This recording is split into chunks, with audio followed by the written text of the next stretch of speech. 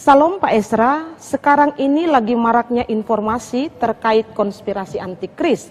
Pertanyaan saya, kalau keselamatan itu ditentukan oleh iman dan percaya kita kepada Yesus Kristus, apakah tindakan-tindakan saat ini, misalnya penanaman chip di dahi dan lengan itu, dapat membuat kita tidak selamat? Karena tindakan penanaman chip di dahi dan lengan itu juga sudah dinubuatkan dalam kitab Wahyu. Mohon pencerahannya, Pak. Ya, soal penanaman chip ini memang lagi heboh-hebohnya. Lalu katanya ada konspirasi antikris di balik semua ini. Bahkan ada yang mengaitkan corona atau juga New World ini dengan antikris dan sebagainya. Kalau menurut saya, kita mungkin perlu memikirkan beberapa hal terkait dengan masalah ini. Apakah penanaman chip di lengan dan juga di dahi itu betul-betul sesuatu yang merujuk kepada antikris? Nah, kalau menurut saya, memahami apa yang dikatakan di dalam kitab Wahyu, mengatakan sebuah nubuat-nubuat terkait dengan angka-angka dan lain sebagainya, itu tidak dimaknai secara harfiah, melainkan secara simbolik ya. Termasuk angka-angka 6, lalu juga dahi, lalu juga lengan dan sebagainya. Ini kitab Wahyu ini adalah kitab yang simbolik dan kita tidak bisa memahami apa-apa yang dikatakan di sana dalam pengertian yang harfiah ya. Nah, saya coba memberikan dasar dari pengertian atau pemahaman seperti ini adalah bahwa di dalam kitab Wahyu juga ada dikatakan bahwa untuk pengikut-pengikut Kristus itu juga diberikan semacam tanda ya, bahkan juga tanda di dahi mereka. Nah, kalau kita melihat misalnya dalam Wahyu pasal 7 ayat 3 dan 4, katanya, janganlah merusakkan bumi atau laut atau pohon-pohon sebelum kami memeteraikan hamba-hamba Allah kami pada dahi mereka. Jadi hamba-hamba Allah ini ada meterai, tanda meterai pada dahi mereka. Lalu ayat 4, dan aku mendengar jumlah mereka yang dimeteraikan itu 144.000 yang telah dimeteraikan dari semua suku keturunan Israel. Nah, jadi jelas bahwa di sini ada meterai di dahi daripada hamba-hamba Allah atau para pengikut Kristus ini. Nah, hampir tidak ada penafsir yang menafsirkan bahwa betul-betul hal itu berlaku secara harfiah, bahwa di dahi atau di kepala dari para pengikut Kristus atau hamba-hamba Allah itu betul-betul ada satu tanda meterai di kepala mereka. Itu tidak dimaknai secara harfiah. Nah, kalau memang untuk pengikut Kristus tidak dimaknai secara harfiah, mengapa untuk pengikut antikristus itu harus dimaknai secara harfiah? Ya. Ingat, sekali lagi saya bilang bahwa kitab Wahyu itu adalah kitab yang simbolik dan apalagi angka-angka di sana itu tidak bersifat harfiah. Nah, kalau kita mempelajari angka-angka simbolis di dalam pemikiran orang Yahudi, hampir setiap angka itu mempunyai simbol-simbol tertentu. Kalau saudara, saya lupa judul bukunya ya, tapi kalau saudara melihat tulisan dari Andar Ismail, dia pernah memberikan bahwa angka 1 itu dijelaskan panjang lebar itu simbol apa, angka 2 simbol apa, angka 3 simbol apa, terus ya. Karena itu saudara-saudara, di dalam pemikiran mereka, itu biasanya angka 6 itu adalah angka yang dikaitkan dengan angka seorang manusia. Karena manusia diciptakan pada hari yang ke-6. Lalu angka 7 itu biasa dikaitkan dengan Allah, karena Allah berhenti dan menguduskan hari ke-7 setelah dia menciptakan segala sesuatu. Jadi yang 6 itu adalah manusia, 7 itu adalah Allah, lalu 3 itu biasa dikaitkan dengan kelengkapan atau kesempurnaan. Jadi sampai pada batasnya, sesuatu berkembang sampai pada batasnya itu biasa disebut atau digambarkan dengan angka 3. Kadang-kadang kita juga menggunakan ya, kita bilang, kalau kamu buat saya macam-macam, saya 1 kali saya sabar, 2 kali saya sabar, 3 kali habis kamu. Nah, kita juga menggunakan angka 3 sebagai angka yang menunjukkan batas tertentu yang tidak akan dilewati lagi. Nah, hal yang sama juga demikian, bahwa kalau seorang manusia itu adalah angkanya adalah 6, maka seorang manusia yang mengembangkan dirinya atau meninggikan dirinya atau mengembungkan dirinya, maka dia harus dari angka manusia yang 6 ini, dia harus mengembangkan dirinya, maka dia menjadi 6.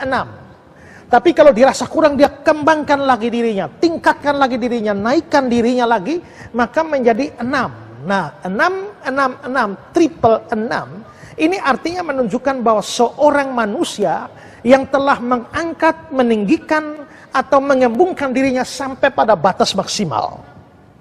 Ya, itu di dalam memaknai simbol-simbol angka ini.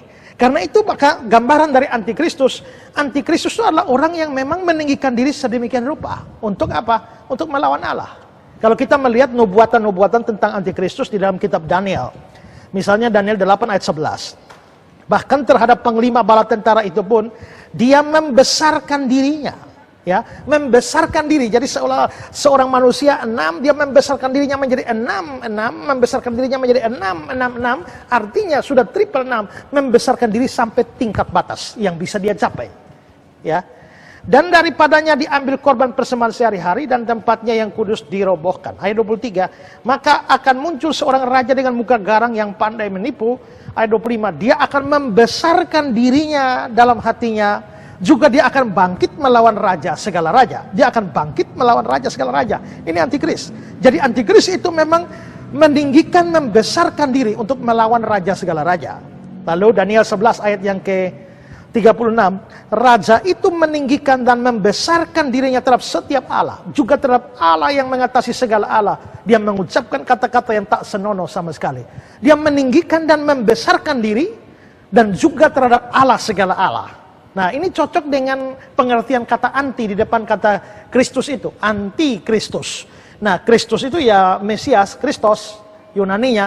Tapi anti itu artinya apa? Dalam Eastern Bible Dictionary dijelaskan bahwa anti itu artinya melawan atau bertentangan atau menyaingi.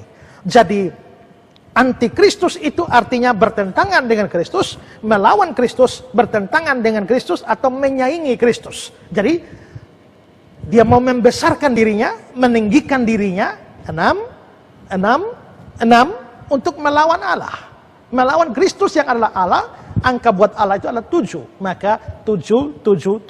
Jadi 6 ini, atau manusia ini, dia mengembangkan dirinya sedemikian rupa, dia tetap tidak bisa melawan 777, atau mencapai, atau menggeser 777. Nah, itu maknanya simbolis. Ya. Nah, karena itu juga, kalau angka 666 itu adalah simbolis, maka jangan terlalu alergi dengan angka 666 itu. Saudara ketemu mobil atau motor plat nomor 666, langsung bilang itu mobil motornya antikristus. Nomor HP ada 666, itu nomor HP-nya antikristus. Tidak, itu bermakna simbolis. Kalau itu bermakna simbolis, maka angka yang simbolis itu tidak bisa ditanam di dahi yang harfiah. Ya, tidak bisa ditaruh di tangan atau lengan secara harfiah. Maka dahi dan juga lengan itu juga mempunyai pengertian yang simbolis. Ya, nah kalau kita lihat di Wahyu pasal 13 ayat 16 itu kan, dia menyebabkan sehingga kepada semua orang kecil, besar, kaya, miskin, merdeka atau hamba diberi tanda pada tangan kanannya atau pada dahinya.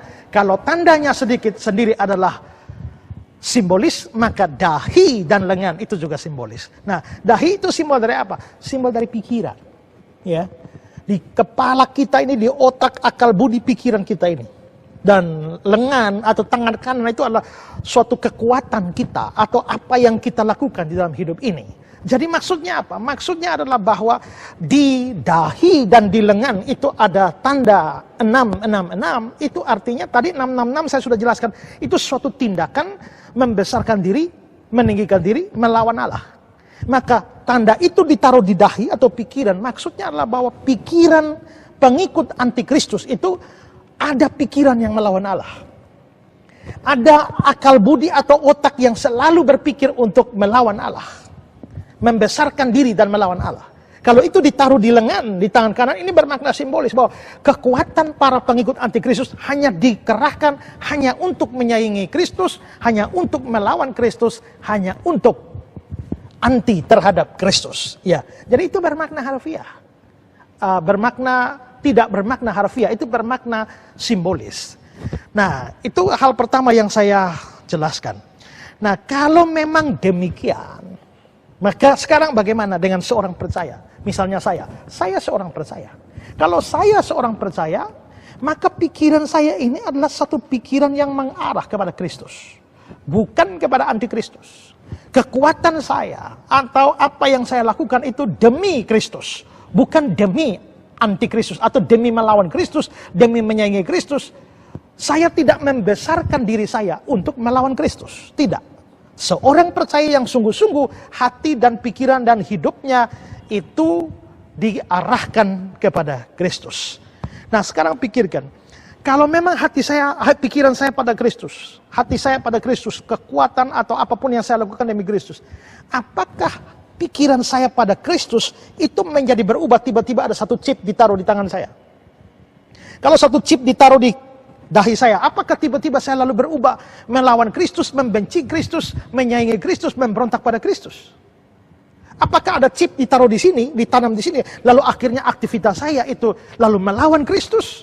Tindakan saya itu adalah menentang Kristus? Tindakan saya itu adalah memberontak pada Kristus? Tidak. Chip yang dipasang di sini adalah sesuatu yang harfiah, sesuatu yang bersifat fisik.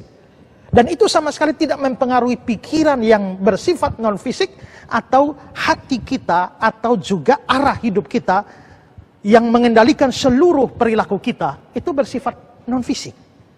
Ya, karena itu menurut saya di sini, kalau seorang dipasang chip di dahinya tapi pikirannya tidak melawan Kristus, dia bukan anti Kristus. Saya ini pengikut Kristus, mau ditaruh di chip di sini atau sekalian di tangan kiri ke muka belakang, itu tidak mempengaruhi saya. Sebagai seorang pengikut Kristus, tidak mempengaruhi pikiran dan hati saya pada Kristus. Tapi sebaliknya, tidak usah pasang chip di tangan kah, di dahi, tidak usah dipasang. Tapi kalau pikiran saudara itu terus melawan Kristus, pikiran saudara itu terus untuk memberontak pada Kristus, pikiran saudara itu adalah menyaingi Kristus, saudara membesarkan diri melawan Kristus, itu berarti bahwa kamu itu anti Kristus.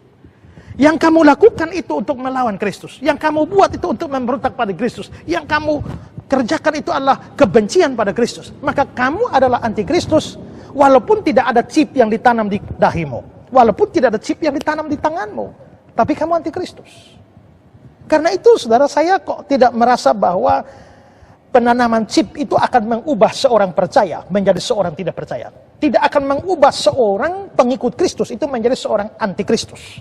Dan karenanya, seandainya tanpa disadari atau tanpa dipahami, tahu-tahu ada orang datang memasang chip di kepala saya dan juga di tangan saya tetap pengikut Kristus dan saya tetap selamat karena iman, bukan karena penanaman chip itu yang mengubah saya.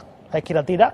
Tuhan tahu siapa miliknya, Tuhan tahu siapa pengikutnya, dan milik atau pengikut Kristus tidak hanya berubah hanya karena penanaman suatu chip yang bersifat harfiah. Semua yang dinyatakan dalam kitab Wahyu harus dimaknai secara simbolik. Ya.